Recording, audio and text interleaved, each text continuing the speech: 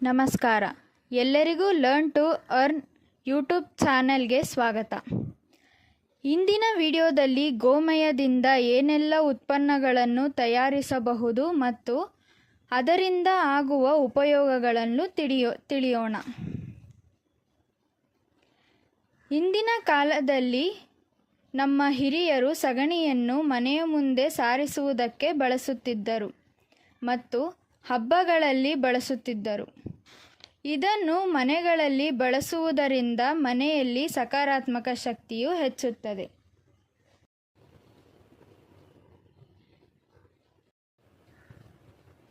ಇದಕ್ಕೆ ಬೇಕಾಗುವ ಸಾಮಗ್ರಿಗಳು: ಸಗಣಿ ಪುಡಿ,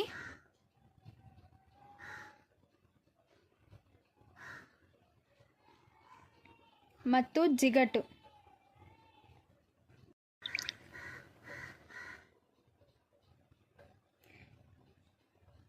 ಎರಡನ್ನೂ ಮಿಶ್ರಣ ಮಾಡಿ ನೀರು ಹಾಕಿ ಹಿಟ್ಟಿನ ಹದಕ್ಕೆ ಕಲಸಿ ಚೆನ್ನಾಗಿ ನಾದಬೇಕು.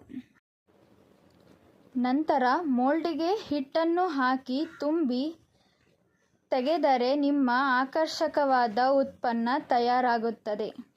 ಧನ್ಯವಾದಗಳು.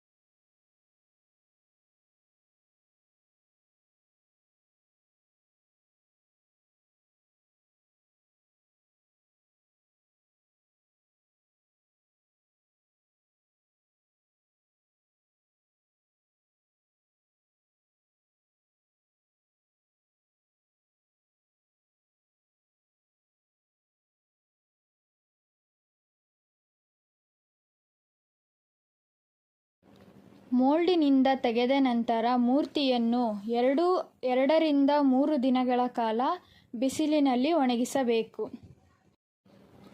ನಂತರ ಪೂರ್ಣವಾದ ಮೂರ್ತಿಯನ್ನು ಪ್ಯಾಕಿಂಗ್ ಮಾಡಿ ಅಂಗಡಿಗಳಲ್ಲಿ ಮಾರಾಟ ಮಾಡಬಹುದು. ಇದು ರಾಸಾಯನಿಕ ಮುಕ್ತವಾಗಿದೆ.